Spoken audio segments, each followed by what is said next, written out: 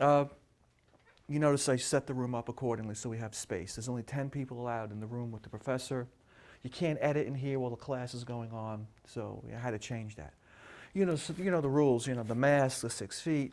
You don't have to wear a mask when you're outside, but when you come within 6 feet of somebody, you have to put it on right away. That's the rule. So technically, I'm more than 6 feet away from you. I could bring it down, but I won't. But every once in a while, I need to gulp air because,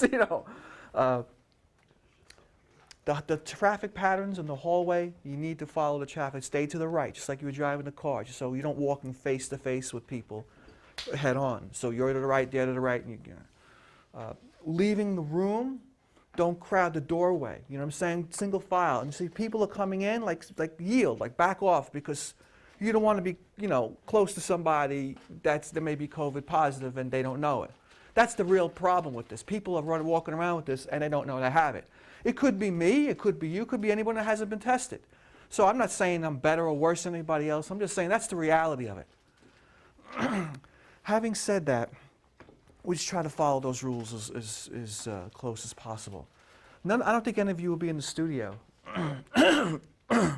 this year or this semester, but if you are, the rules are there. Again, 10 people in the studio, 5 in the control room, 5 in the studio.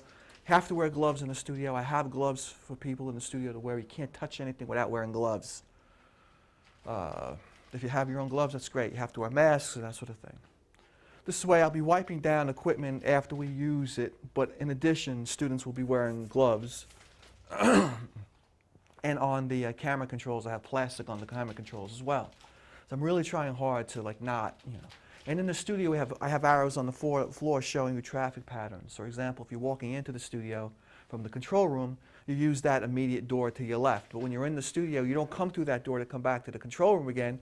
You come around where the rack is in the back of the studio. Come out that door into the control room, so no one ever clashes face to face.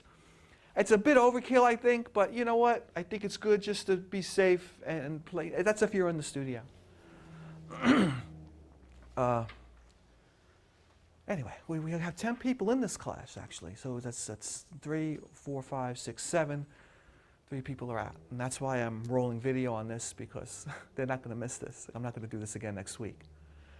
Okay, so let's begin for the video, because I'm going to edit out all of that other stuff. So for the video, welcome to Video Documentary, Media 350.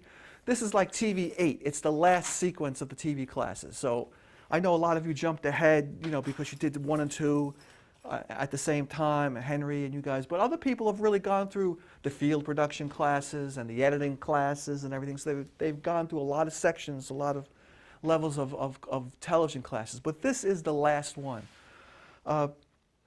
Having said that, you have the maturity, you understand how to work together, how to work in groups, you understand how to back down or when not to back down, when you have a good idea. You know that, and that's really important to know that stuff. What happened last semester turned out to be a good thing in the sense that what we were doing in broadcast journalism yielded 32 video packages. 32 video. Rose was in that class, and who else? I know you guys took Jonathan was in that class. If we would have stayed in that class the way it was, we would have produced maybe, that was 4 groups, maybe 8 or 10 video packages. So we produced 32 of them. So, in fact, I'm doing a seminar in the fall. I'm appearing at a conference, online, virtual, and talking about how I taught this particular class. Now it turned out to be very successful because students, they just followed the rule. Jonathan, Rose, you recorded your own video on your phones. You edited it together, you uploaded it, and you sent it to me. And I gave you and it worked out. And you did 2 packages, and the first package was good. The second package was even better. And I was like, wow, these guys could really do this on their own. Which leads me to the project or projects for this class. I don't know what's going to happen in terms of us closing down or staying here. I really don't know. A lot of faculty are mumbling and saying, we're going to be shut down by October because all these other colleges are shutting down. I don't know. We have a different community here at Mercy College. We're much more, I think, in tune to each other. We pay attention. Everyone's wearing masks. Everyone's already adhering to the social protocols because of the COVID-19 spread. So maybe, maybe that won't happen. But if it does happen, I'm ready to go online with this course like we did last semester. I'm ready. There's a lot of viewings in this class, in which case I will upload the films to Blackboard. There is a Blackboard shell for this class. I don't know if you looked at it. I uploaded my course outline. I told you to go there and download it because I'm not handing you paper.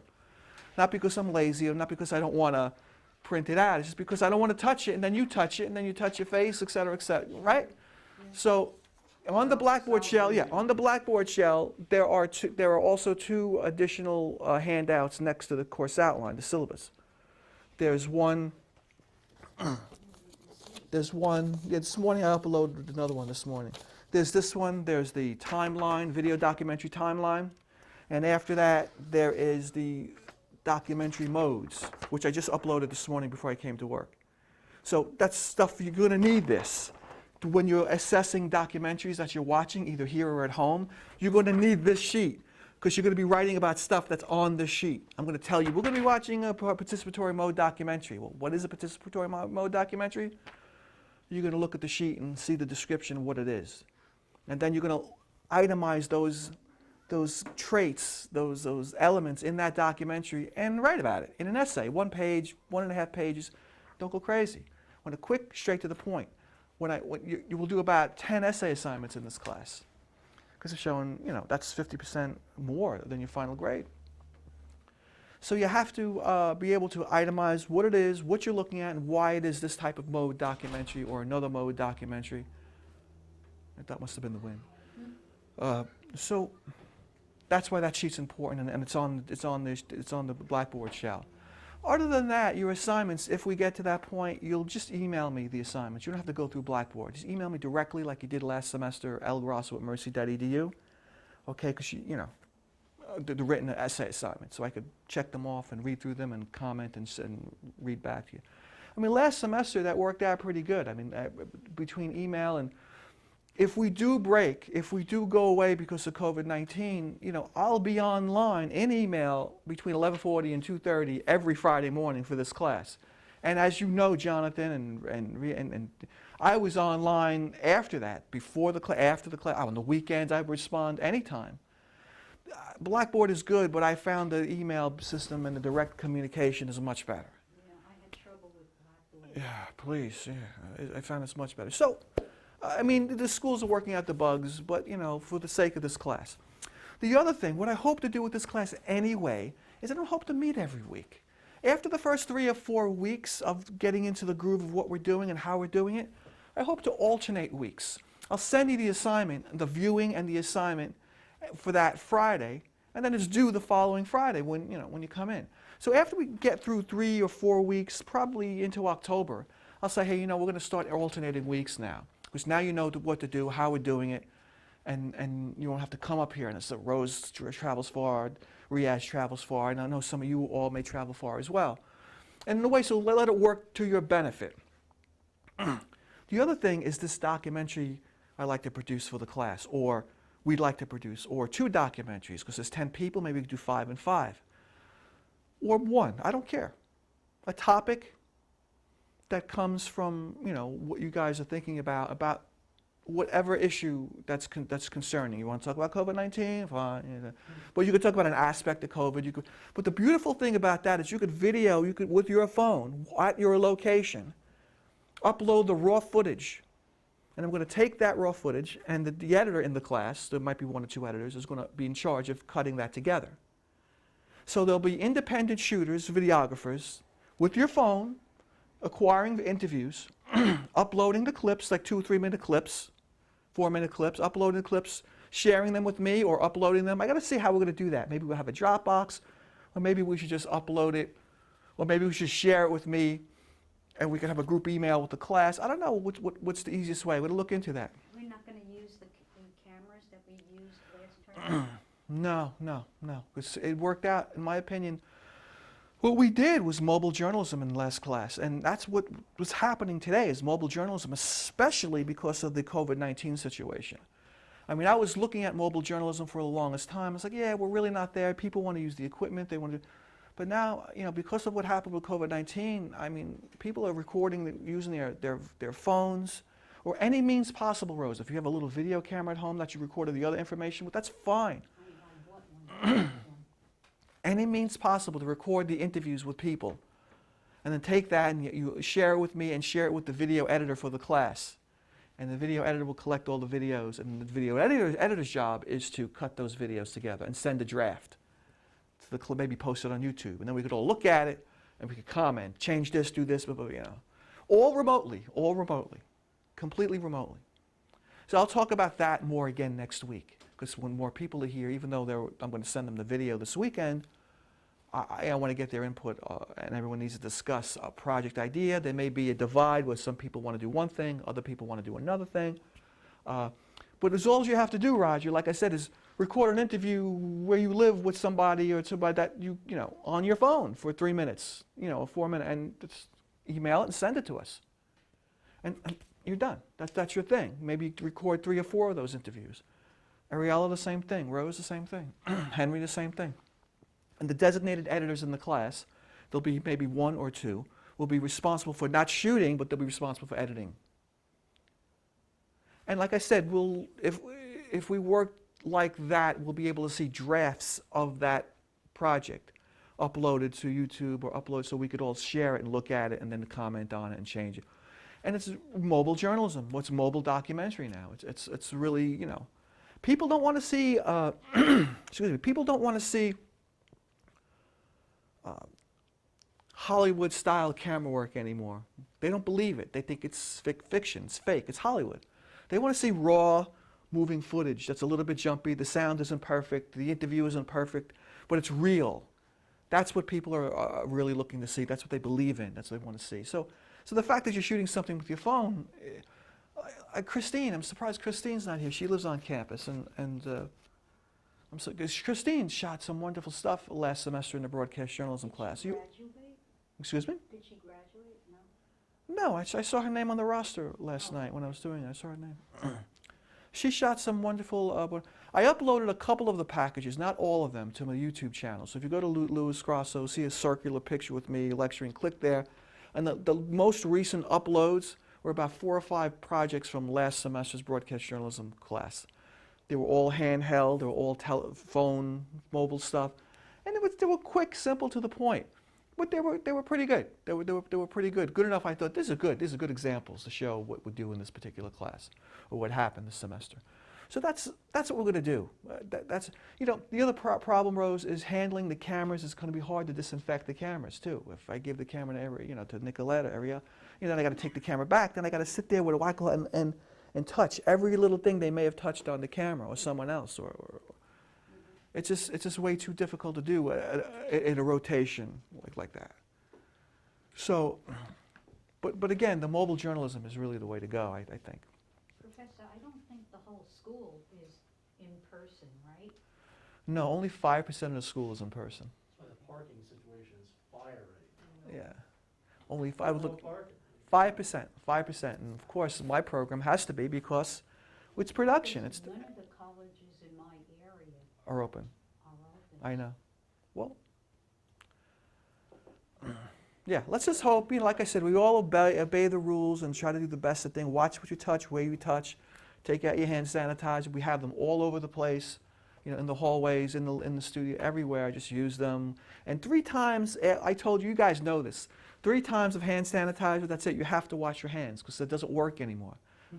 Also, the bookstore accepts your book vouchers to buy masks. They're what? The bookstore sells masks. The bookstore sells You can masks. use your book voucher to buy them. What did they sell? I'm sorry. You need a book voucher to buy masks in the bookstore. No, you don't need one. I'm saying that it's eligible. Oh, they're eligible to buy masks in the bookstore. That's good information to have. I have Do my they Mercy also mask. sell the gloves that we need? Yeah. They have gloves there too? Well, I'll have, I already put their own order. I'll have gloves for you if you're going to edit or do something. If you're going to touch a keyboard, get a wipe first or come inside or someone, you know, they'll have student workers on duty and they'll have wipes and they'll wipe down the keyboards before you touch them. And if you do touch them, try to touch them with a glove. If not, you know. But if everyone gets into that habit, we shouldn't have a problem. We really shouldn't have a problem. You know, I'm cautiously optimistic. Up until today, I was kind of, but actually up until this week, I was iffy about it. But I've been here this week. I see what's going on, and I don't think there's going to be much of an issue. The problem is the younger, more immature students. Not you guys, of course, but they're hanging out. They're in college. They're throwing parties like up in Yukon and everything.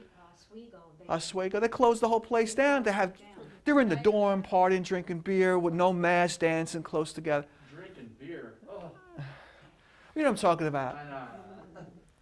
But you know, not this time. Not this time. Do it outside. Why you got to be in a closed environment? Do it outside. You know. But I don't have to lecture you guys because you guys, like I said, are more. You're toward the end of the course sequence. You're more of the mature students. Anyway, okay. So let's go over the course outline. Okay, what I have here is Media 350, which is this class video documentary, 11:40 to 2:30. It's on Fridays. Victory Hall 200. Next is my office hours are on, I'll be here at 10:30 on Fridays. Wait, what? I'll be here at 10:30 on Fridays, you know, for my office hour, and then also on Mondays. I'm only going to be here Monday, Tuesday, and Friday this semester. I can't be here more than that. I'm not supposed to. 3 days a week is already too much. So if you need to see me personally, I'll be there Monday mornings, 10:30 to 11:30. Then I have class to 2:30. I'll be on Fridays, the same thing. And then I'll have class from 11:40 to 2:30. And on Thursday, by appointment, if you really need to see me for something in person, we could arrange an appointment. I'll come here to see you. But, you know, we could Zoom, we could FaceTime, we could do all sorts of other things. We could talk on the phone, we could email. I mean, the Zoom technology is great, but a lot of meetings I've had so far really didn't need to be on Zoom. We could have had a conference call. I didn't need to look at somebody while I was talking to them. You know. But the technology is new and we're using it. It's ubiquitous now. It's everywhere. It's becoming standardized. But that's a good thing in a way because it's going to improve so much more as this is going on. It's going to change the way we do things, the way we communicate with each other. So it's a good thing in that sense. You know, you have to kind of look at the optimistic, take the optimistic road and look at what the positive. Zoom, after a while, it conks out, so you kind of have to go back Refresh it, and- yeah. So the weather hotline, of course, you know what that is, 674-7777. If you think you have class and there's bad weather, call that number and it'll tell you what's going on.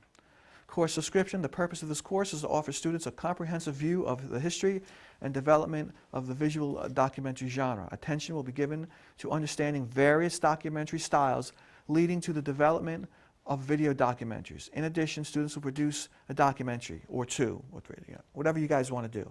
I don't want to clamp down. I want to let you do what you want to do. That's the best way, because then you're inspired. But it's got to be in a documentary, or one of these documentary formats, which we'll talk about later. Course overview, attention will be given to understanding, oh, I already did that, right? Yes, attention will be given to the understanding of various documentary styles. They include, but are not limited to, ethnographic documentary, lyrical documentary, didactic documentary, exposition documentary, observational documentary, reflective and performative documentary, participatory documentary, docudrama, and polemics. Universally acknowledged contributors to the genre will also be studied. They include, but are not limited to, John Grierson, Robert Flaherty, Sergei Eisenstein, Dijiz Vertov, and Pudovkin. Those are the Russian guys, German and Russian. Okay, when studying video documentary, we must first examine the development of this program style from the early 20th century in the form of film documentary. It is here where the styles we currently watch on television and online have evolved, e.g. how-to videos, reality TV, news magazines, television programs, etc., after which our attention will turn to the middle 1950s, where documentary regains its popularity as primetime television programming, and once again in the middle 1980s, evolving to this current day. Let me talk about that paragraph for a bit. The first time we were able to record something on film in the 1800s, the Lumiere brothers, and I'll play a clip for you, leaving the factory. Did you ever see that video? Yeah. Henry, anyone else see that video? We've all seen that, guaranteed. Well, no, Henry, I've seen it in like 3 different media. Ariella, okay, Riaz, okay. Basically, they figure out, they got this film camera, they figure out how it works, and what do? They record these people leaving the factory, because when people leave the factory, it's like a whole bunch of people. It's empty, right? The street's empty, or the building's empty, the railroad tracks. All of a sudden, a bunch of people leaving the factory, and people are talking, and they're happy they're leaving work, and they're getting on the train, or they're passing the train. So what is that? That's an actuality. That's something that's happening and someone chooses to record it. That's an actuality. The first documentaries were simply actualities. They were capturing people doing things. Somebody making a cake mix, somebody cleaning out their handbag, somebody, someone playing with a baby, playing cards, 4 people playing cards, playing poker around a table. The very first films in the 1800s and the early experimental films from Thomas Edison were just that. They were called educationals eventually, where you were teaching somebody how something works. How does this thing work? Well, you're over there, you don't know, you're in another state. Well, I'll set it up and show you how it works. And the camera's rolling and recording it. Now you hundreds of miles away, see this in the movie house, and you say, oh wow, I see how that works now. I see how an engine works, a steam engine works. I see how a blacksmith reshoes a horse. I understand that now. So the very first films were documentaries. They were actualities, which actually became educationals. Today, you look at the Discovery Channel, and it's all educational. The History Channel, it's all educational. The Learning Channel, the Science Channel, it's all educational television. And it's very popular. It's prime time television. It's very, very popular. So, that it fell out of favor in the 40s, the 50s, and then into the late 1950s, when television started to happen, primetime television programming was news documentary. There'll be films of things, and an anchor person will tell you what this is about with a big voice and tell you and then they'll show the film. And that became very, very, very popular. As time went on into the 1970s and 60s, it started to die down. It wasn't, Hollywood fiction became popular, much more popular again. People were much more interested in romantic stories or dramatic stories or stories about someone's life or a biography, something like that. And then in the 1980s, because of the technology getting smaller, the cameras getting smaller, and you're able to get in and get out of locations relatively easily. You don't have to drag a bunch of equipment. You have a little camcorder. All of a sudden, this documentary style starts to pick up. I could go to Rose's house and interview Rose in her environment. I could go to Ariella's house or Ariella's job or whatever, and interview her in her environment. That's so much different than me just interviewing her here in the classroom or interviewing her in the studio with lights and everything looks pretty. No, it'd be much nicer to see Nicolette in her environment, whatever that may be, whatever job she may be doing. It's so much more real because it gets back to what documentary is. It's real, it's truth. It's supposed to represent truth. Now that has been bended so much over the years, but the reality is it's truth.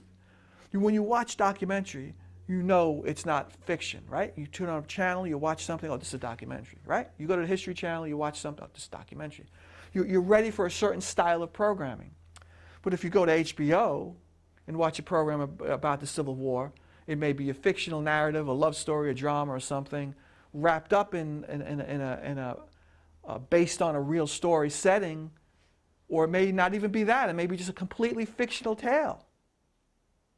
So what the difference, when you see them, right away, right? You know which documentary and what's not. But in plain words, this documentary is supposed to represent truth.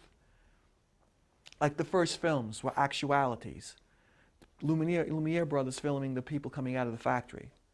It was the truth. They were getting out of work, the bell rings, they come out of the factory, and everyone's happy they're out of work. There was no lying about that. It was the truth. So, in its purest sense, documentary means truth. With all the technology and the evolution of technology up until today, there's all sorts of ways we can bend the truth or show it in a different light, and how we string shots together. That goes to Khrushchev, Pudovkin, the Pudovkin experiments. When you show the man's face, and then you show a bowl of hot steaming soup. You've seen that before? And then you look at the shot of the man's face again, and it looks like the man's hungry for the soup. You do the same shot of the man's face with a shot of an attractive woman lying on the couch. And then back to the man's face, and you go, that man's lusting after that woman on the couch. Yes? Same shot as the soup sequence, right? the same shot of that man's close-up of his face, and then a shot of somebody in a coffin that's dead. Now you look at the same shot of the man's face, and now that man looks like he's sad because someone is in a coffin, someone has died. It's the same shot. It's the same exact shot, only it was put after and before another shot. So when our brain looks at that and tries to make some sort of reality, some sort of logic out of it, tells some sort of story. Okay, so that's what starts to happen. That's the evolution from the late 1800s all the way till today. It's like the producers and directors, they understand how to play with that. They understand how to show you a shot of water, and then a shot of a man's face, and now you're going to automatically think the man's thirsty. It's cause and effect. And there are all other ways of playing with that. But that was, like I said, I mentioned this, the Pudovkin experiments. He did that. You go online and look up Pudovkin experiments, hot soup in the man's face. And it's not even a 3, it's like a 30-second clip of what I'm talking about. Okay, wow, that's I don't know if I can get in there and get it, but we'll see. So the other people I mentioned in this paragraph, well, I mentioned a bunch of documentary styles, which I'll come to in a little while on this page. But those are all the different styles of how documentaries are presented. Today, there are styles that are more, like I said before, they're more realistic in terms of audiences really don't want to see a smooth camera. They don't want to see a perfect edit. They want to see, that's where that jump cut editing started, where you cut something together that doesn't really match right, but it jumps. But it makes the audience feel that this is raw footage, or this wasn't really contrived or planned so well, and I'm seeing the truth. Shows like 48 Hours, or I think they took Cops off the air now, but shows like Cops and things like that, we are actually, someone's in the street or watching, even the riots, when they were recording the riots in all the states, they're showing you what's going on in the states where people are rioting. The camera work is jumpy. The cameraman's woman running down the street, but it's on broadcast television across the whole nation, and it's very much acceptable now in our grammar and the way we watch video, the way we watch television. It's very, 40 years ago, that would be like, I can't watch that. Did anyone ever remember the Blair Witch Project movie? Oh, yeah. Okay, I watched that for a little while. When I came out, I could not watch it. It gave me a headache. It was too jumpy and crazy. But the point is, the newer audiences, the younger people, you guys maybe would have watched that and really liked it and saw the jumpiness and the crooked camera, and the sound is too loud and too low, and the light's not good to here and it's good over there. It was different, but that gave you the feeling that this was even more real, that this was actually happening. Right. So that's what I mean by, I want to say to you that the style, our expectations, how things have changed, what we expect, what we're ready to believe is true or not, what we're ready to accept as programming that we will sit through. Sometimes, you flip through the channels, and you just flip through the channels, and you find something, and you stop on it, and you stay there. And the reason why that happens is because you like something. Could be the way the girl does her hair, or the guy trims his mustache, or the suit he's wearing, or the puppy dog. Could be anything, but that attracts you at that particular moment in time, and you stop on that, and you watch that.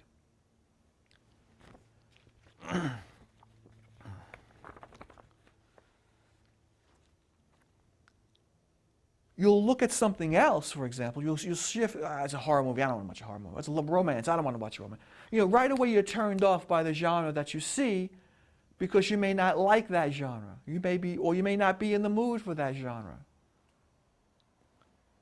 You see, but people, for example, that don't like science fiction is because they have a low tolerance for films or stories that ask you to suspend your belief of reality. Or people that don't like to watch horror films probably don't like it because the film is asking them to suspend their belief of reality in order to enjoy the film. Like a monster like this exists, like a Creature from the Black Lagoon. Okay, ever see that film, Creature from the Black Lagoon? Yeah?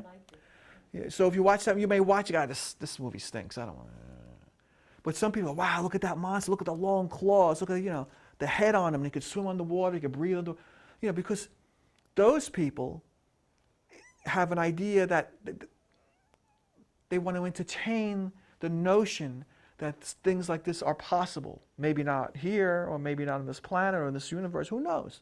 But even if those people have a bigger acceptance rate for this. Some people watch sports. They'll watch any sporting event on television. They'll watch golf, they'll watch football, they'll watch tennis, they'll watch badminton. Cornhole. They'll watch hacky sack. They'll watch anything because they're attracted. And someone else walks in the room and goes, oh, you're watching sports again? How could you? Because the attention span, the expectations is just too much for that person. Romance drama. Some people like to watch romance drama. They get involved in the story. They feel good about it. And other people, I don't know, that's nuts. That's nonsense. I don't want to watch it. That's not going to happen. You watch the Hallmark Channel, right? Yeah. And you know they're going to get together. I used to watch it with my mom. I said, Mom, but they're going to get together. She says, yeah, I know, but I want to see how they're going to get together. And I say, but you got to see what's going to happen, and then just at the last minute, something else is going to go wrong. And I go, I understand it. But I was a little bit tired of that. After I watched 3 or 4 of them, I was like, it's the same thing. But I used to watch it with her because, I used to hang out with her. And I got into the production quality of the Hallmark Channel and how good the productions were, even though the stories I thought stunk. I thought, you know what, they could do this and do that with the story. It would be much more interesting. But then I looked at my mother and I said, but she wouldn't like that. The demographic. So her tolerance was much higher than mine was for certain things and much lower than mine is in other things. And that's just the nature of us as individuals.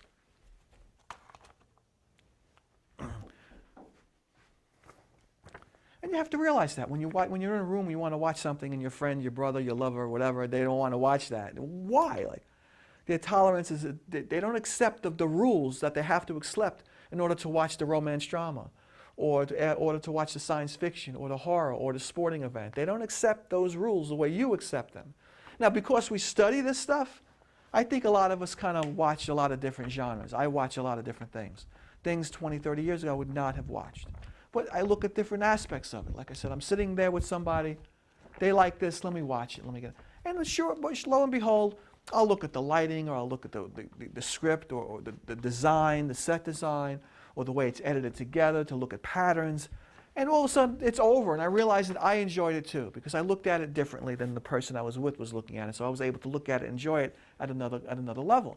But that's because I'm a student of this whole thing. But so are you guys. You were all students of this too. So I would imagine your tolerance level is changing as you're accepting more styles of programming.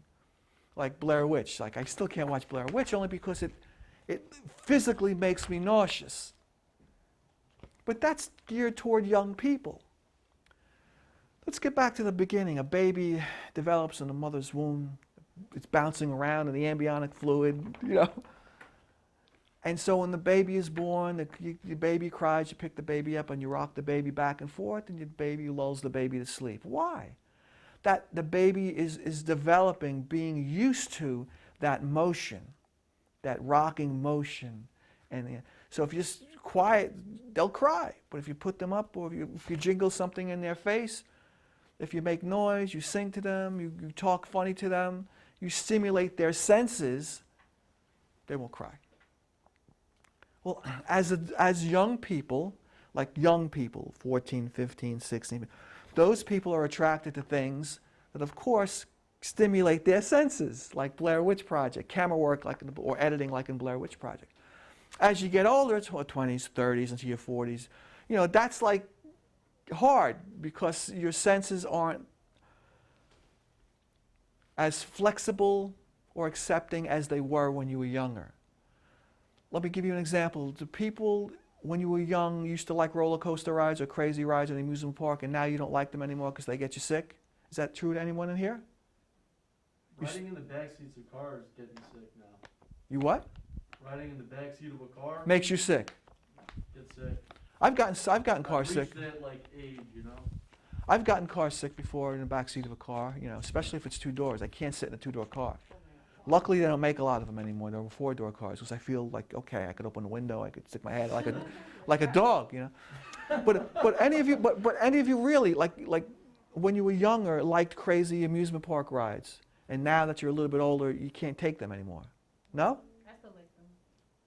I like the, yeah, I like I think I like them more now. You make them like more now? You're just crazy. But there will be a time, Nicolette, I'm telling you, there will be a time. I can't imagine you 60 years old going on that crazy music park ride. Maybe you will be one of those crazy grandmas, like, which will be very cool. But for the most part, people, as they get older, their senses, the stimuli to their senses, it just slows down and they can't take it. Like I said, when I was younger, when I was like maybe 15, 16, I probably would have watched Blair Witch Project and then ate it up. But when I think that came out, I was probably in my 98? That's good, Henry. So I was almost 40 when that came out. So I tried to watch that on television. I couldn't watch it. I was, God forbid, watching it in a movie theater where the whole screen is shaking. I can't go to IMAX. I can't watch IMAX movie. I can't. It makes me nauseous. The screen. I'm like this. I'm like this. I like to see the screen, and I like to see the rest of the theater. I like to see the walls. Because I'm a television baby. I grew up watching television, not really going to films. But, you know, IMAX and specialty movie theaters are they're promoted in a way that's different than home television. It's to get you to go to the movies and not sit home and watch television. And that experience. I go to an IMAX, or even when I go to a regular movie, which I haven't been in a long time, I sit in the back of the theater so I can see the whole screen and not be immersed in it, but watching it. It's different. But I know a lot of you will like the IMAX experience because you want to be immersed in it. You want to see, you know, everywhere you look, you want to have. No, I've been to IMAX once. I didn't like it. You don't like it either, right? Yeah. The screen is too big. Yeah, it's just too big. It's. They have theaters now called, like, I think 4DX or something, where you actually go and you sit down and, like, the chairs move. Like, if it's an action movie and somebody's throwing a punch, like, you feel the punch, like, on the chair in the back. I don't want to get punched going in the movie. But that's sound. But then there's also, like, I remember I saw, like, Beauty and the Beast, and, like, when the rose was lifted up for, like, he gave her the I'm rose. smiling, like, just so you know, I'm listening. I'm smiling. So it's like when he gave her the rose, like, I guess, like, the way they set it up in the theater, like, it was almost like a spray, and it smelled like roses. Yeah, some theaters experimented with that, with water and smell and lighting motion. I'll be pissed if somebody feels like a bucket of water. I get it. Yeah, I just no, want it's to have like a popcorn, mess, lunch, and you soda. know. It's like you walk in, there's a shot, and then you walk into a bakery at 4 a.m. when they're baking bread, and then you smell bread in the theater. You go like, how is that possible? You know, some theaters have experimented with that. That's very interesting.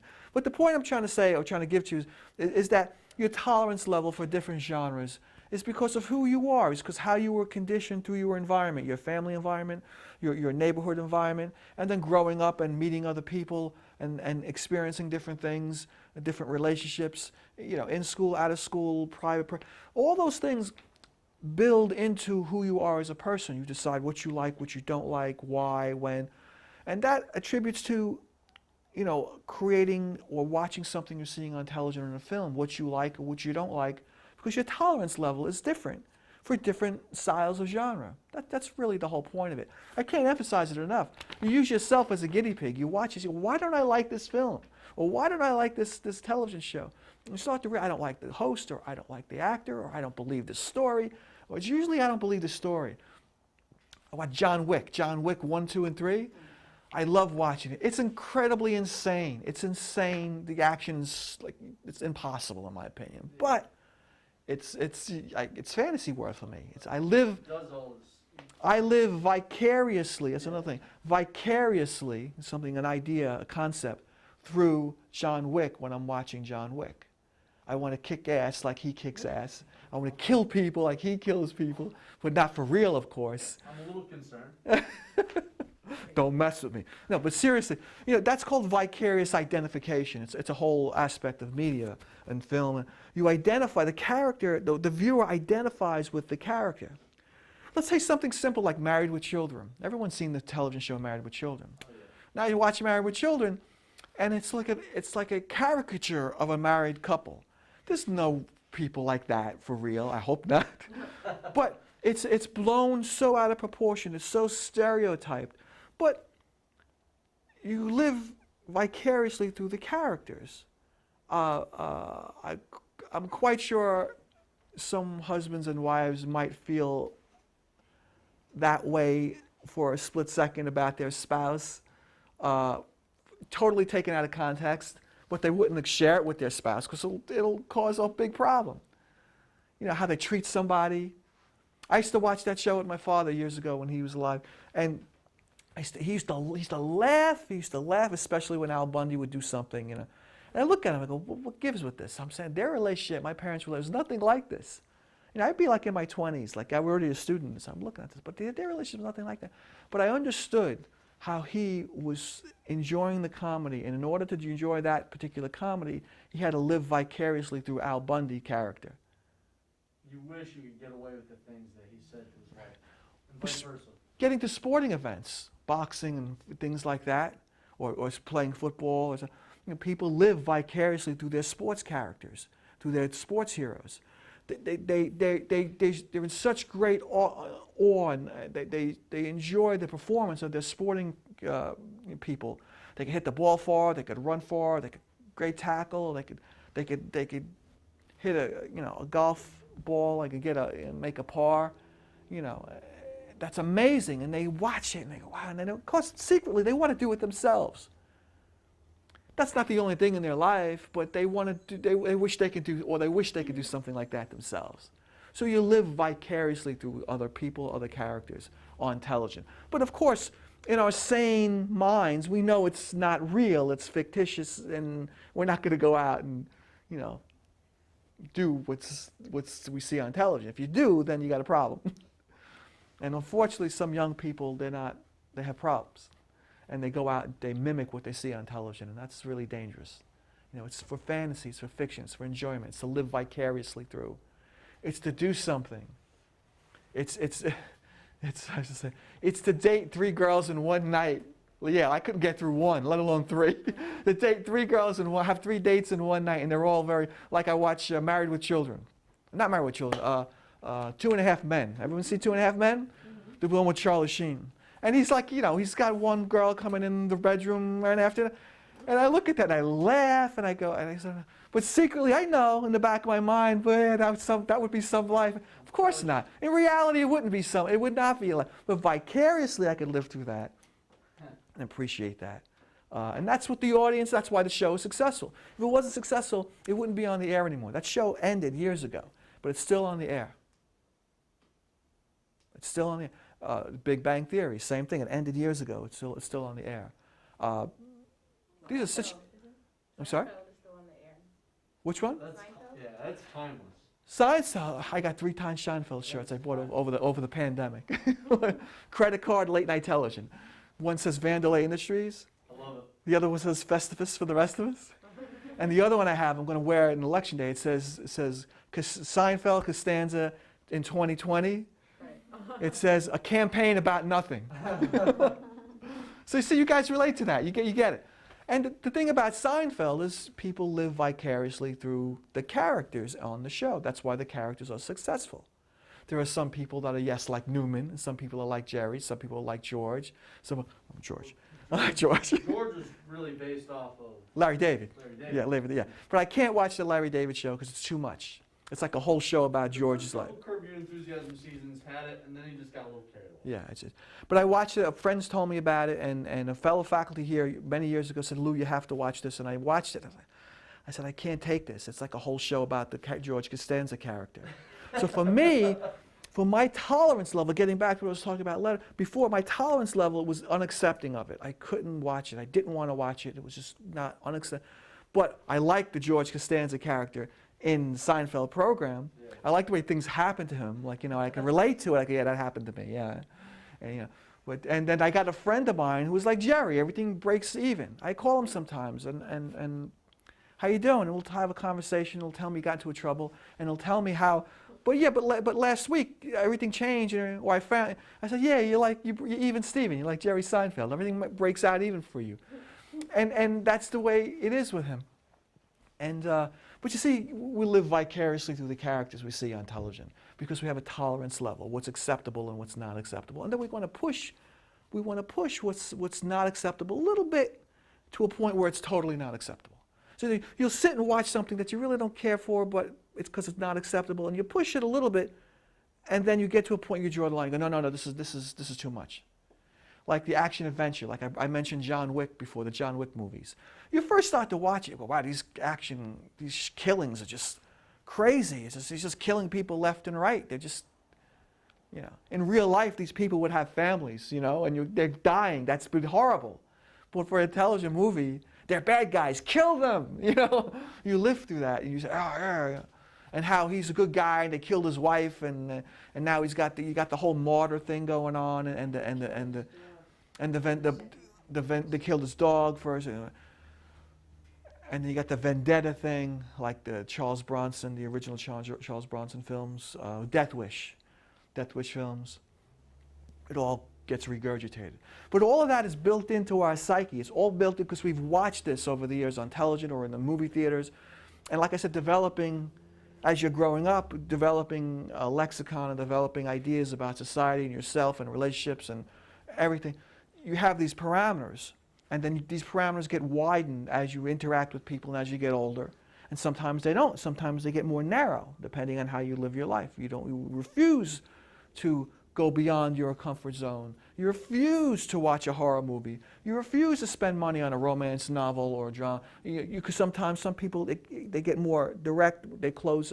So the reason why I'm talking about all of this is because of the styles of documentary that are acceptable and not acceptable to others. I'll show you like observational documentary, which a lot of people like nowadays. Observational documentary is like what I'm doing right now. I have a camera in the back of the room. I'm not doing what I'm doing for the camera. I'm going to do this anyway, but the camera is there so I could show this to other people that aren't here. But the point is, if the camera wasn't here, I'd still be doing this. So that's observational documentary, what I'm doing right now with the class. I'm talking to you, I'm being honest, I'm saying things, and the camera's recording it. I wouldn't say it any differently, probably. I don't have a plan, per se. I don't have notes I'm speaking from. I know what I want to say, and I'm just following my course outline. But I know each word is not planned out. Each example is not planned out. That's contemporaneous speaking, but also and the camera is capturing this, and this is observational documentary. A very popular style of documentaries, which I'll show you a documentary this semester called Terror at the Mall. Anyone ever see Terror at the Mall? It's a documentary put together through camera surveillance footage at a shopping mall in South Africa, where terrorists take over the shopping mall and they kill people. And eventually, it's bad. It's bad. But I'm telling you, you will be riveted to it because you know it's real, number one. Number two, there's no, okay, let's try that again. Walk out with a gun and hold it up, No, it's happening. And the cameras, because there are these cameras all over the place, all over the inside the mall. And the editor is looking at all the footage from all the different cameras and stringing together the narrative. Well, what happens next? What happens with the terrorists go in that store, then they go in this store, then these people are hiding, then these people are trying to escape, and these people... And that's a very popular style of documentary today. I participate in the film festival each year at the college, and we showed a documentary that was somewhat of an ethnographic style documentary. An ethnographic style documentary is about culture and environment. But a lot of the people didn't believe it. They felt that the documentary was staged. And I was trying to explain to them, yes, some of it is staged, but it's not staged for the camera per se. It's staged to show the people that are attending the festival what it's like to do what they're doing. Do you have a question? Yeah, it's actually interesting that you just brought that up. So there's this movie on Netflix. I forgot the name of it, but it stars that guy. Oh my gosh. Anyway. Okay. It's like the guy from the movie where like the world ended, but. Okay. Tell me. But it's staged like it was a documentary because they're actors playing as policemen, and then it shows like him videotaping and then also on their like body cams as well. But does that still count as a documentary because it's not candid? Because it's not what? Candid. Candid. What do you mean? Like It can't. it's not real. It has no real candor. Like it's staged. It's fake. It has script. It's a Oh, mock. you're talking about End of Watch. Yes. Yes. It's meant to look like a But documentary. it's scripted, yeah. That's called docu-fiction or mockumentary, which will show docu-fictions and mockumentaries. Yeah, that's a sad movie. Docu-fiction is something that's shot to look like a documentary, but it's really not. It's a completely made-up story. But the way they say it and the way they do it, is this real? And you look at that shot, and you go, is this real? Is this not real? Did you like that? Did you were drawn into it? You watched it? I actually did. I really liked it. Because you felt that the typical strappings, the typical what they do in a regular film are too set up. So if it was a documentary that looks real, it doesn't look set up, but at the same time it is a fictional script. So you like that. So you look for docu-fiction films when you want to watch films on Netflix. Well, just search for docu-fiction, or you search for that, and you'll see more films that are made like that. So is it because of the rise in like attraction and documentaries that they made that movie like that? Yeah, absolutely. Look at home. Look all your channels. So many History Channel, Learning Channel, Discovery Channel, Science Channel, the Learning Channel. You have so many channels on your cable dial, or whatever you get your television, or even on your phone, that are documentary channels. That is because people are interested in learning. That's why I said I tell the TV1 class all the time.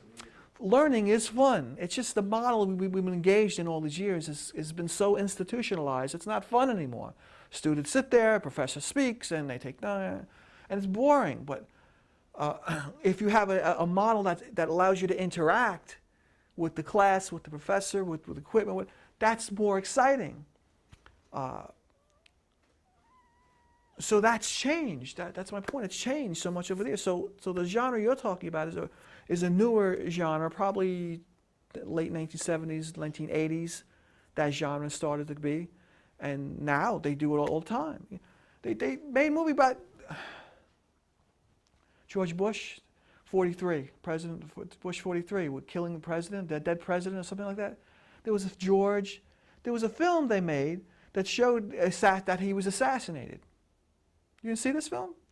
It's, first of all, it was very horrible to watch this. This was at the time in his presidency. But it was a docu-fiction based, what happens if he gets assassinated? And they showed what would happen. And they played it out like it was real. You ever see that? I got to remember the name of that film. It was really hard to watch. It was during his presidency. It was like, It's called George. was it just called George? I Huh? think so. Maybe it was just called George. I don't remember his name. Gyllenhaal? Yes. Jake. Yes. You see, it came later. But it was hard. But it was hard to watch. I was like, it doesn't matter if you like the guy or not. It's President of the United States. Why are you making a film about what if he was like assassinated? You know, it's just, you know, it gets to a point where how far are you going to push this? But it's a docu-fiction. It's not a doc. It's an offshoot of documentary, and we watched some of that this semester because it is an offshoot of documentary. But it's docu-fiction. See, because documentary starts out with what? With the Lumiere brothers showing the people leaving the factory, right? That's actuality. That's happening. They're recording it, and now people are watching and go, that's pretty cool. They're like, wow, I know I could see that happen, but at the same time to have it on a film and play it back whenever, you know, go to a theater and see it on a large screen, it has a different effect on our body, on how we're thinking. So the whole idea, the docu-fiction, is just taking this documentary format and making it look like documentary, but have a completely fictional script written around it. There are so many of these styles. There's about 13 of them, which we'll go over, which I'll show you examples of. In-class viewing online because of COVID. We talked about this before. 10 documentaries will be shown in class in which I'll ask you to write about them. And when you write about them, you only write like a one-page essay. In this case, you'll be writing it and emailing it to me so you could spell check and everything. And when you write those things, I don't want fluff. I don't want you to tell me what happened in the documentary. I want you to tell me what style it is and why it's that particular style. Because these documentaries are not purely one style.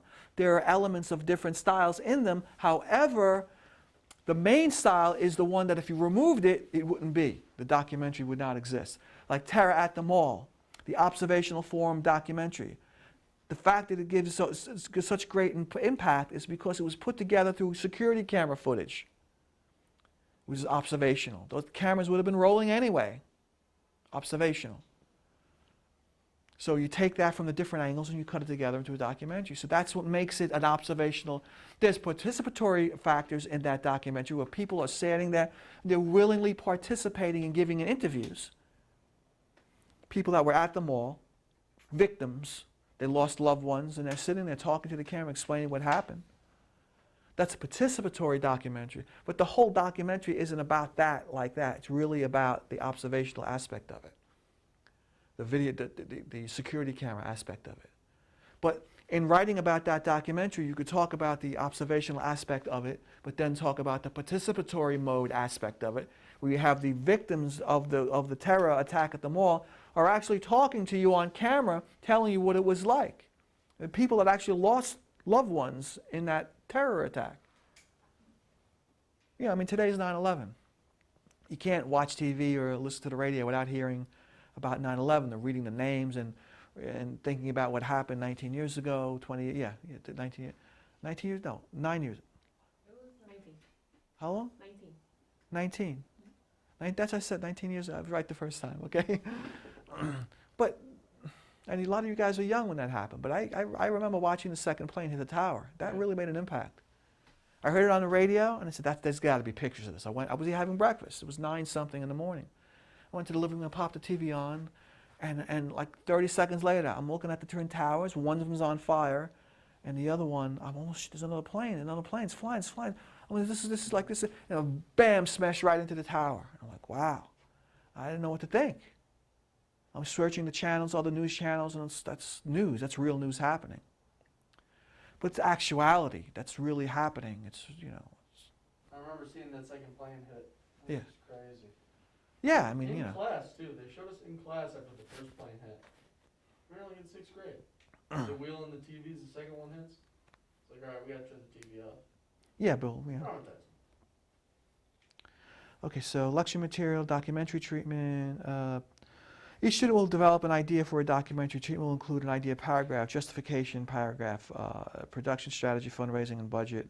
That's if we don't do the documentary in class or outside of class. If we agree to do this documentary where you're shooting things on your phone and emailing it to us so we can edit it together, then you don't necessarily have to do the documentary treatment.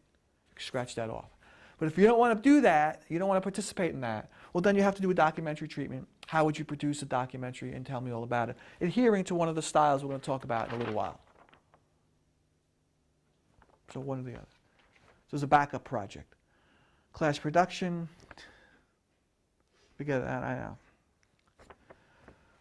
We don't know what's going to happen, so I can't really talk about class production. But, I would much prefer us to shoot these things on your phone. So there will be no class production. Class production will be independent production, like last semester. Attendance. You got to be here when you're supposed to be here, okay? You know the rules.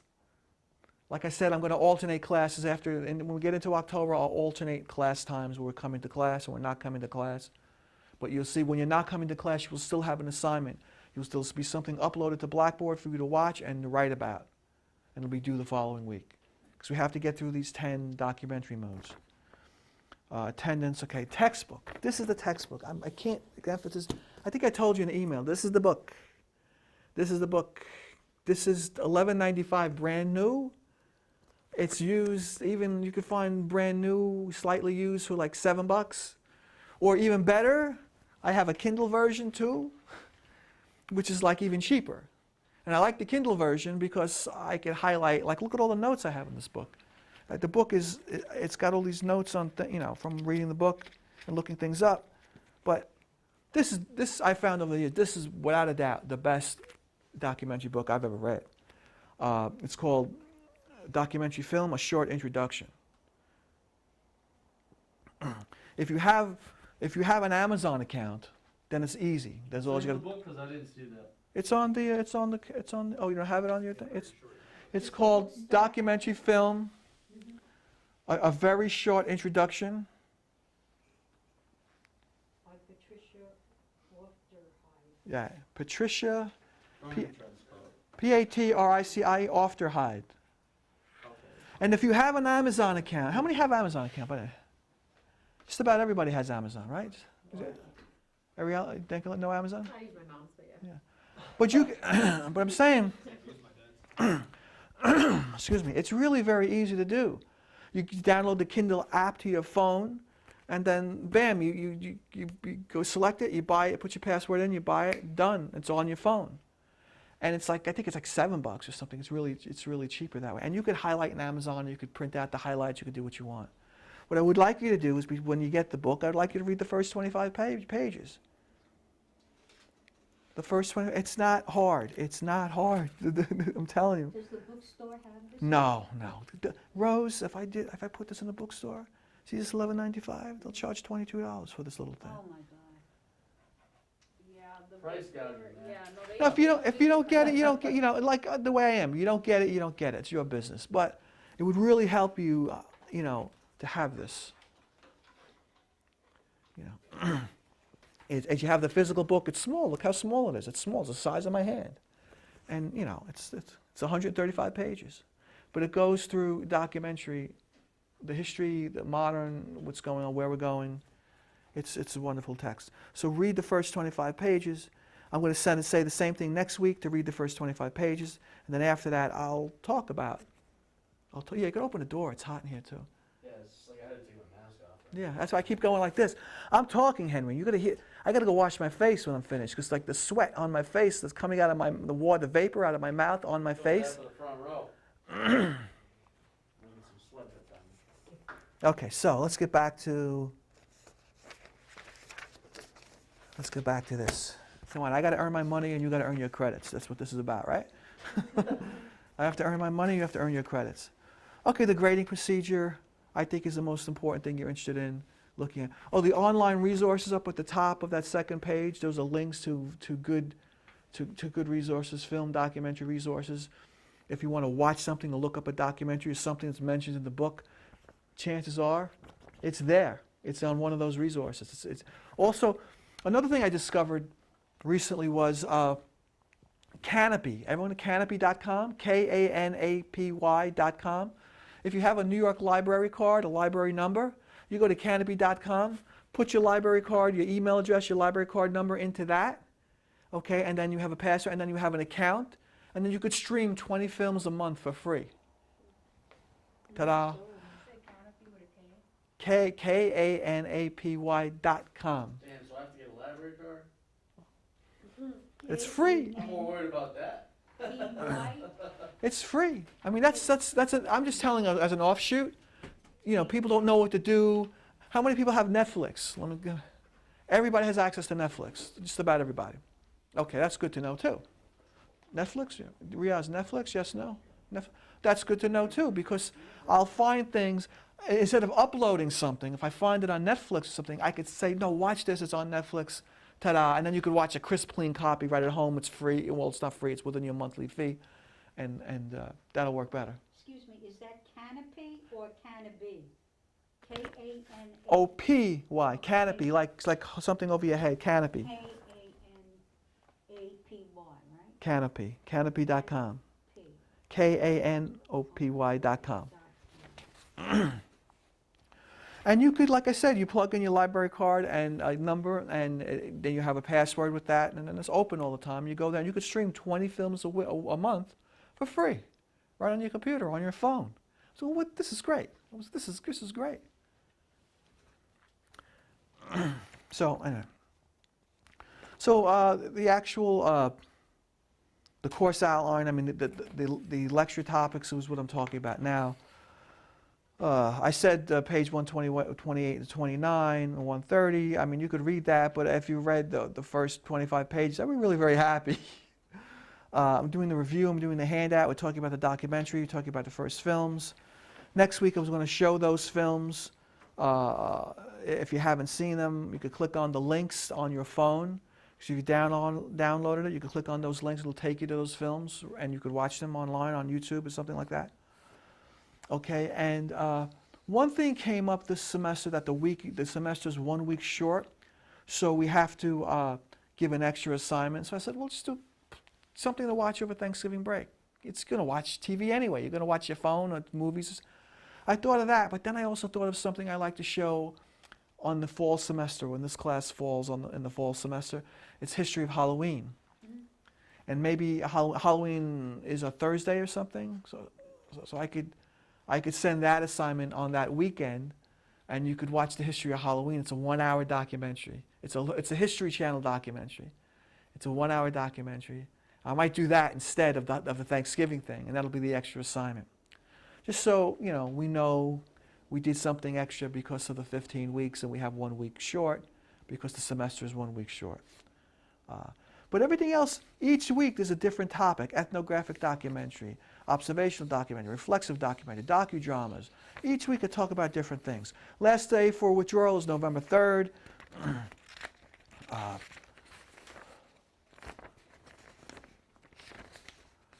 I have a question. What's up, Gabriel? For the assignment that is on today's date, that reading is in that book? Yeah, it's in this book. Okay. It's in this book. And then Like I said, you could, if you read the first 25 pages and didn't do that, I'd be fine with it. These are suggested readings. But if you get the book, you read the first 25 pages, we could actually talk about I could talk about, or I could email you stuff. I could ask you questions about, well, did you look at this, or respond to in the first 25 pages. This way, again, I'm planning in case we have to lock down. That's in the back of my mind. That's what I'm doing. I'm planning. What happens if we get a lockdown order and we have to quarantine again? The school college. Well, what are we going to do? We have to continue with the class. So we have the book. We have the independent videos we're going to be sending. Which we'll get to that next week. We'll talk more about that next week. So there's projects ongoing, and we'll get through the semester and we'll learn about the documentary genre. Like I said, last semester in broadcast journalism, it really worked out. It really worked out with the videos that people sent in. I was really very impressed with under those guidance, under the strict guidelines that they couldn't go out of their house, they couldn't get close to people. They still came out with some really decent videos, news-style videos. I was like, they did it on their phones. I was like, wow. Now, years ago, colleagues of mine at another college, years ago, we talked about this. We said eventually the equipment and the technology will get to a point where the school won't have to provide this technology because the technology will be at your fingertips, which we're there right now. It's coming to your fingertips, your cell phones, your iPhones. So we're getting there. Anyway, integrity, academic. So the third page is about in the event of a shutdown. I explained to you what I just said about the shutdown, if we have a shutdown, and how we're going to operate the class. Also, I did I wrote a paragraph about the book, and I talked about $11.95 new. I've seen it cheaper at other sites like eBay. Also, a Kindle version. The last time I looked at it, when it was $7.99 for the Kindle version. I mean, that's nothing, man. You can blow up the words any size you like. I like that. And that's that. The rubric just discusses, the elements which you should know, the category, criteria which you're being graded by, and how good you're doing them. I mean, I have to put that in the course outline. But it all goes back to the learning goals for the course. Identify specific documentary modes in written and oral statement. In other words, you could look at something and say, oh, that's an expository documentary, or that's a performative documentary, or that's a reflexive documentary. And why? Because it does this, this, this, and this. Either you can write it or you could say it. That's all that means. In written and oral statement, identify how new technologies influence documentary. We want, original documentaries done on film, all the way up through the 1960s. Then video happens in late 1960s into the early 1970s, and that changed the face of documentary. In 1980s, the camcorder makes it much smaller, right? This is all TV1 stuff. You had TV1 with me, so you know what I'm talking about. The history of video formats, the camcorder, you're allowed to go anywhere you want now. And now with your phone, you could go to any place you want. You go to a doctor's office and record the doctor. You could do whatever with your phone. So how has technology changed documentary? Identify compilation footage is used in written or oral statement. In other words, compilation footage. What's up? Oh, no, I was I didn't hear what he said. You having any trouble with the? Yeah, I'm all right. Oh, okay, thank you. All right, thank you. No, okay, cool. Thank you. How compilation footage. Compilation footage is footage that was shot for another purpose. Like, you know, during World War II, the soldiers had film cameras because they needed to record film footage for the generals to show them what actually happened. Years later, they used that footage and used it in movies to make a movie look more real. So footage shot for another purpose mixed into another project, compilation footage. You'd be surprised how much stuff you see on the History Channel, the Learning Channel, the Discovery Channel, the Science Channel, American History Channel.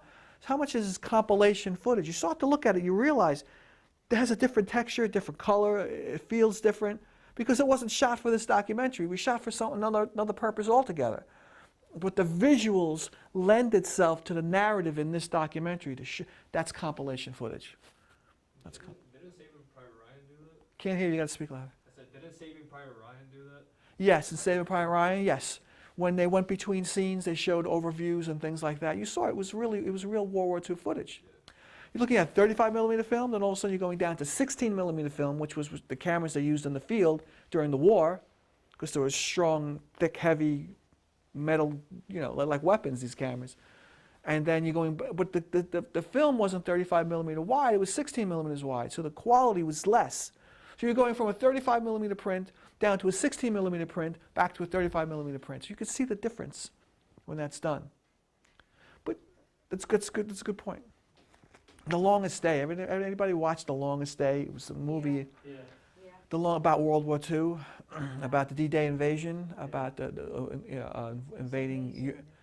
Yeah, it's like a 3-hour movie, and there's a lot of movie stars from the Hollywood era in that film. Charlton Heston and a bunch of people, and they showed how the buildup with the Allies to approach Europe to invade German occupied territory. But in that film, they use compilation footage a lot. There's the airplane landing on the aircraft carrier that crashes. You've seen that in 3 different films. It's the same guy.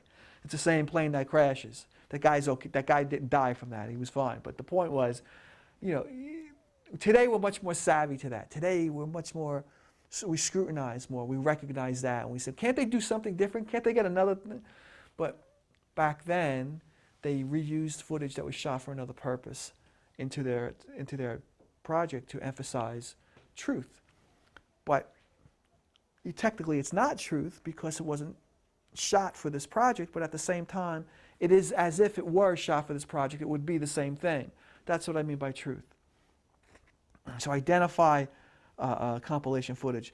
Identify key theories and terms in video documentary production activity, which is terminology we'll be using. The documentary modes, that's what I'm talking about. Oral or written defense of an opinion of a documentary mode used in the particular documentary. You'll be doing 10 of these essays, explaining why a documentary is a particular mode or involves 2 or 3 modes, but at the same time is really centers on one mode, like the Terror at the Mall documentary is an observational documentary. Why it's an observation? Because without the observational aspect, it wouldn't work. You could say that that's the main aspect of the documentary. And you explain why that is. Because it's observational documentary, it's taken from security cameras.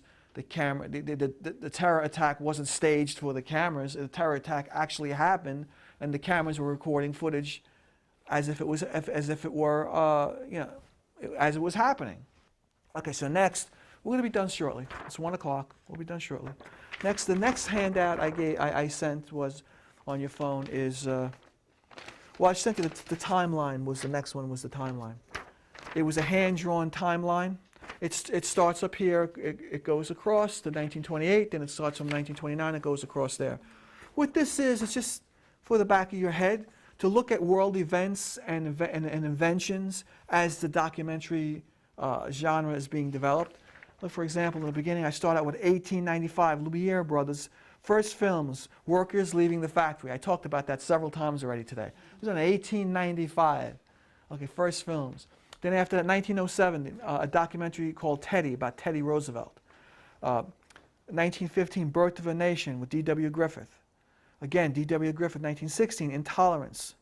1917, up at the top, 2 Russian revolutions.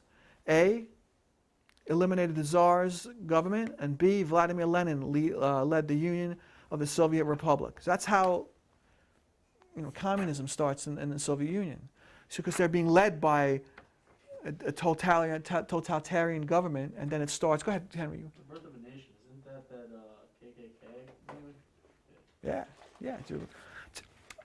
Looking at it today, it's very racist. It's very offensive. Blackface and all Yeah, that. black people getting hung. It's horrible. It's horrible. But you see, you can't judge things then by today's standard. You can't judge what you did when you were 10 years old by today's standards. Yeah, You so dumb. You'd be like, I was such an idiot. I'm not saying you did something, but I'll leave myself as an example. Things I did when I was 10, 12, 13, 14, 15, 20, 25. I look back and say, I was such an idiot. That was such a stupid thing I did. Okay, I don't do it again, period. But if I'm going to beat myself up over it and continue to judge myself by today's standards, was something that happened 40 years ago. So talking about Birth of a Nation, that was a marvel. That brought that whole thing to the surface.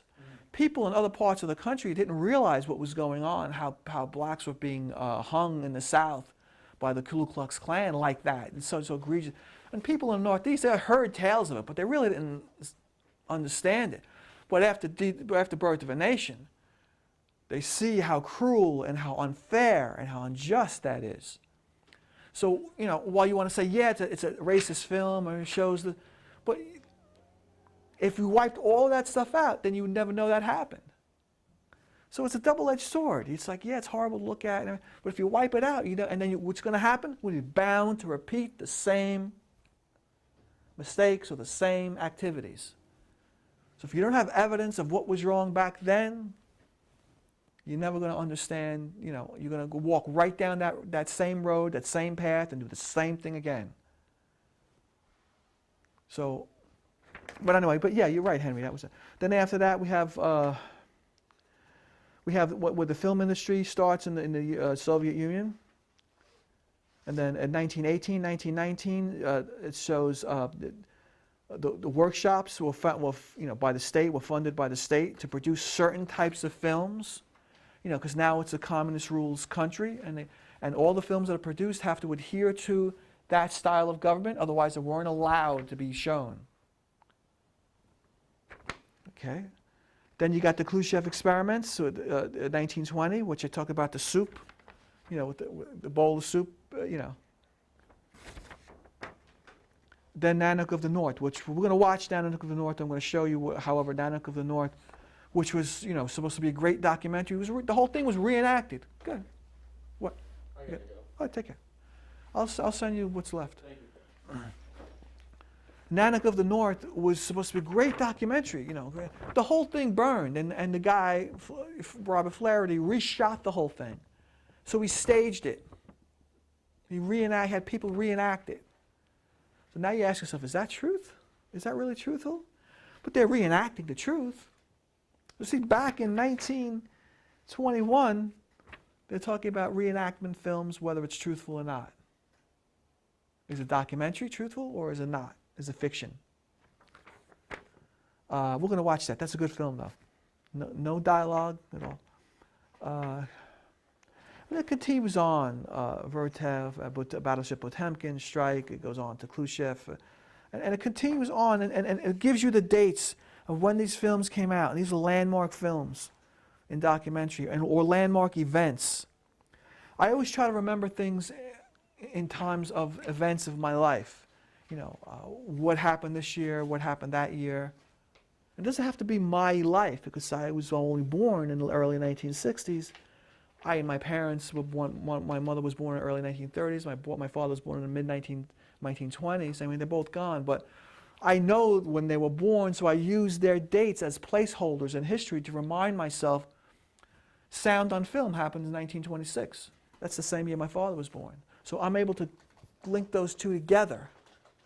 Now, I always remember when Sound on Film happens because it was the same year my father was born. That's what I mean. That's internal. That's internal. Can't expect you to remember when my father was born because he's not your father. He's not related to you, right? But you have your own parents, grandparents, great-grandparents, anniversaries, birthdays, of people. And you use those things as placeholders to help you remind you, to help you remember dates in history. You use dates in your life to establish placeholders for other things you're supposed to know or help you understand. Because timelines are important. Timelines are very important. And that's all I was trying to establish with this. Just to look back at it once in a while and see the timelines of these landmark films and when they happen. Okay? The last thing, yes, we're on to the last thing, is the documentary mode sheet. I'm going to read through this and explain each one. Although I think my explanation on the sheet is pretty good. It's on Blackboard, like this course outline is on Blackboard, and it's the other timeline sheet is on Blackboard as well. Okay. Documentary modes. Expository mode is a didactic approach. Didactic means teaching, instructional, someone teaching you something. So whenever you watch a documentary and someone's telling you, you're hearing a voice, you know right away it's didactic. Usually accompanied with a voice telling the audience what to think about what they're seeing. So if you're seeing a picture of a giraffe and the voice tells you, this is the North African giraffe, then it's a didactic expository mode documentary. Exposition. Most American documentaries are done that way. Learning Channel, History Channel, Discovery Channel, Science Channel. They show you the pictures, and you're hearing someone's voice narrating what you're seeing, telling you what to think about what you're seeing, which is fine. It's an educational documentary, right? That's fine. But look at all the other documentaries we're going to go through. Look at all these other. That's why I got that one out of the way right away. History of Halloween from the History Channel, which I'm going to assign the week of Halloween, is an expository mode documentary. And there are several other elements that tell you, that show you in that documentary why it's expository, and you're going to pick those out and tell me what they are when the time comes. Poetic mode.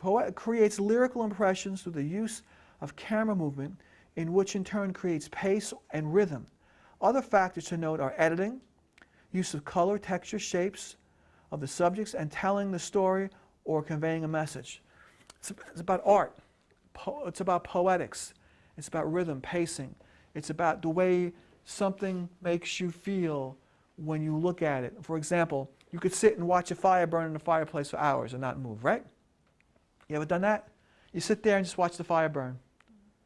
It's in the fireplace. Sit there and say, Chris, you sit there. The U-log, I put the U-log on, or the other channel has the puppies and the cats running around in front. I watch that too. It's the same thing every year. In fact, I have it on video. I'll put it in, I'll watch it. I just watch for it. There's something peaceful. There's something rhythmic about it. The fire is dancing like a rhythm, but it never makes the exact same pattern twice. It's always slightly different, and sometimes you can detect it, and other times you can't. In Hollywood movies in the 1920s, 30s, 40s, and 50s, actors smoked on camera, and the smoke of the cigarettes made these lyrical, poetic impressions in the air, and the light hit the smoke, and as the smoke evaporated into the air, it makes these reflections into the camera. It's called poetics, lyrical, artistic. That's visual. You can do it that way. You can do it with texture and colors. I'm wearing checkers and stripes. Roger's wearing stripes. You have a Henley type shirt which has a white and a green. It's all patterns and textures and how that appears on the camera, how that appears to the audience. Music videos are poetic. The better ones anyway. Remember that video, Aha, Take Me On? It's a really cool video. You should watch it. Go look it up tonight. Aha, A-H-A-H-A, Take Me On music video. It's an animated drawing that comes to life, and the character jumps into the drawing and interacts with the characters. It's a great video. But you see there's texture in that video, there's a storyline in that video, and it's compelling to watch. It's compelling to, if it was cooler, I'd play it right now in the class, but it's so hot in here. How do you say aha? A-H-H-A. Take Me On. It's a 1980s flick. It's a 1980s song. I'm quite sure you heard it before, but it's a great, it uses animation. It uses animation and the lines never really kind of make the same exact position twice exactly, and it creates a rhythm and it creates a pacing, and it's like a fire in a fireplace. It's lyrical, it's poetic, and if you don't like the song, shut the music off and just look at the images. But because it's a music video, it's the editor uses the visuals and edits the visuals together with the rhythm of the song. So that has an element, a poetic mode aspect to it as well. It starts out with live action, then it jumps from live action, he jumps into the drawing, and then the drawing animates, and he's in a race car, and it's in the girl, it's a boy-girl story. It's good. It's good. Quite sure you've never seen that. Watch it. It's fun. Participatory Mode documentary is shown immersing themselves into the local environment, yet remain somewhat detached to reflect about the experience. In other words, I'm covering a story, and I'm getting interviews, but also I talk to the camera about the story as well. Broadcast journalism today does that a lot. The reporter that's supposed to remain independent of the facts does not, weighs in, steps in and weighs in on one side or the other. Now, I'm not saying you're doing a story about a child molestation. Obviously, that's bad, and the reporter is going to be against child molestation because it's a horrific thing. But, when the reporter steps into a story and starts to editorialize, it becomes more of a participatory mode story as opposed to, or an editorializing story as opposed to a straight news story. Which was straight news stories, you're interviewing people about what had just transpired, you're getting pros and cons, you're learning what the potential future might be about this particular event and what impacts it may have, and how to alert the audience into preventing or not getting involved, or getting involved if they want to. That's your news story. But when the reporter is embellishing, using words that that are coloring the story, or trying to lead the audience to believe in a certain direction, that's what's happening today. It's happening today, politics, of course. But even, let's put politics aside. It's happening today in standard news. It's just standard news, a bus crash, or a barking dog gets poisoned, or who poisoned the barking? Meanwhile, the dog might have eaten something that it died from, but the reporter would never go there. They'll interview a bunch of people talking, that dog barked all night, it was crazy. And so now you're starting to realize that the dog has a lot of enemies, right? But at the same time, that's not the story. But the reporter will go down that road because there's a lot of people that are complaining about this barking dog. And meanwhile, the dog might have gotten into something, some poison, a rat poisoning or something, and he ate it and died. So that's editorializing. But in documentary, it's participatory mode. It could be the reporter, it could be the producer, or it could be the people that are in the documentary talking willingly to the camera. That's participatory mode documentary. In other words, without those elements, the documentary is not that. It's something else. That's what I mean. Observational mode. We talked about this. Recording the day's events with minimal staging, no voiceover, interviews, titles, musical interludes, nothing. Just blah. And you see, like a security camera, like the video camera in the back of the room. Nothing. You just see what's happening as it's happening. Next, reflexive mode. Reflexive mode, self-conscious, self-questioning. In other words, the home audience is always being reminded that they're watching something. They're watching a documentary. They're watching something that's being put together, that was designed for them to watch. I gave you examples like Man with a Movie Camera. We're going to be watching that. It shows you the man with the movie camera is always recording something. And the shots you're seeing are impossible to see that way with your eye. Like with your camera, you could take a shot with your camera and you could turn your camera sideways and then all upside down. And how could you physically do that? Can I stand upside down? No, I can't do that. I can stand on my head maybe, but to do it so gracefully, like you would take a camera and turn it upside down, that's a special effect. That's a reflexive mode technique. So the audience sees that and they know camera is going upside down. Now they're reminded that what they're seeing is being filtered through a camera person, a producer, a director, etc. Performative mode acts on the occurrences that become amplified by our imagined ones. there's more to this here, but basically what that is about is how someone feels or how someone thinks about something. You hear their voice in their head with a little echo or reverb, or you hear them thinking irrationally about something because they had an experience and now they're fearful. Maybe you walked down the hall and you saw a cockroach and now you're fearful. You don't want to walk down. And now you're sitting in the class and go, oh God, I don't want to walk down the hallway. I hope that cockroach was gone. Follow my point? And now you're thinking about it, and you're not thinking about all these things in your mind, how you hate cockroaches. When you were young, there was a cockroach that fell from the ceiling onto your lap, and you got all skeevy about that. That happened to me once. I wasn't young. I was in college. I was typing, and a gigantic water bug fell on my hand. I totally freaked. Totally freaked. Totally freaked. I went, nah. And, the point is, it traumatized me, and I really skeeve bugs like that. I don't mind caterpillars, I don't mind butterflies, I don't mind centipedes with the 1,000 legs, silverfish, I don't mind cockroaches or I don't mind mice, rats, but the point is, performative mode, I could do a film or a documentary or a piece about how those fears are amplified in my mind because of that experience. And that's what it becomes. It becomes about the person's experience.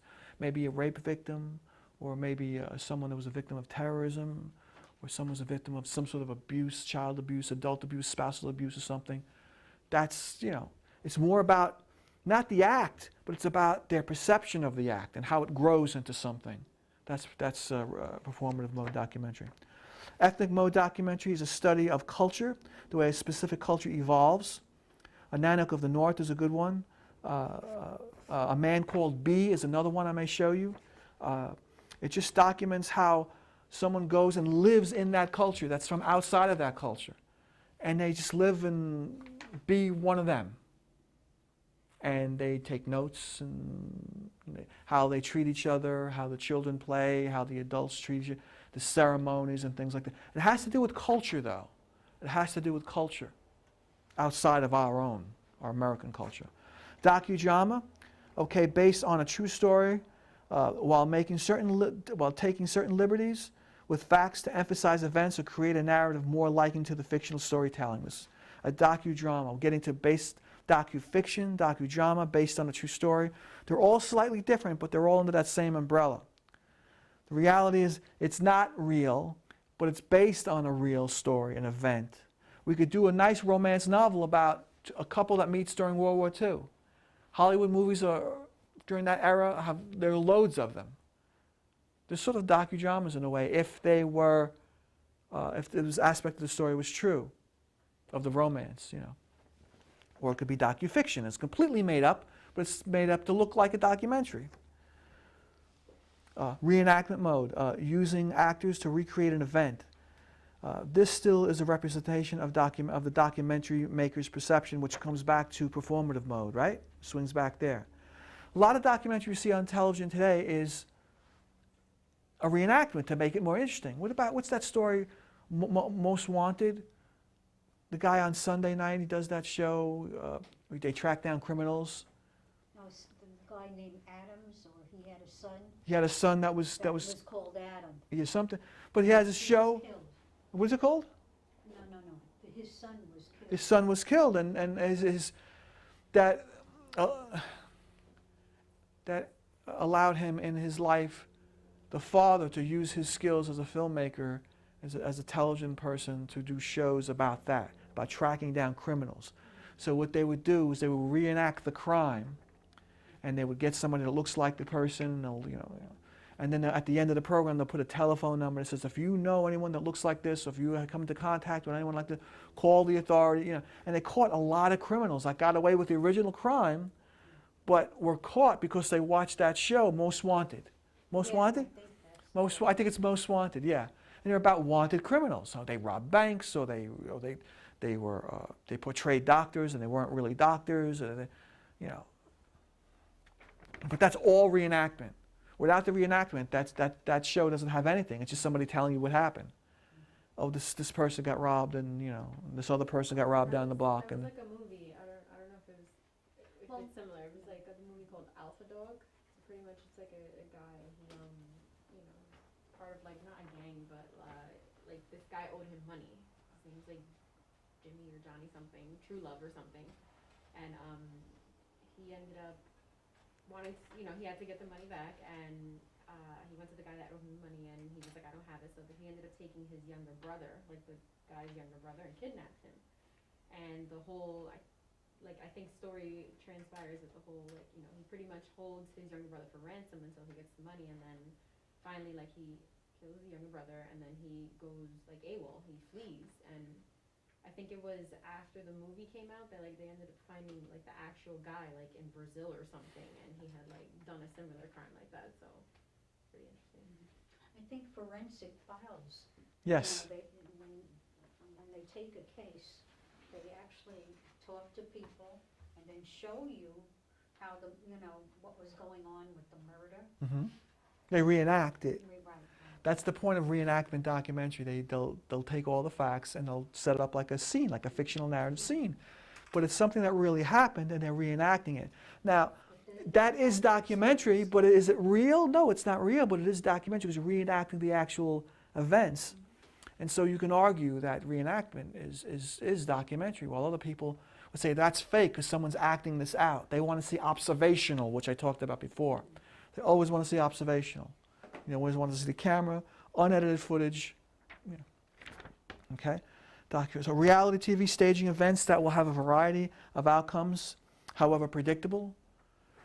MTV crib, yeah. What Jersey you? Shore, yeah, they like make sure that they're drunk all the time so that the girls keep fighting each other. Yeah, you put people together that are definitely not going to get along.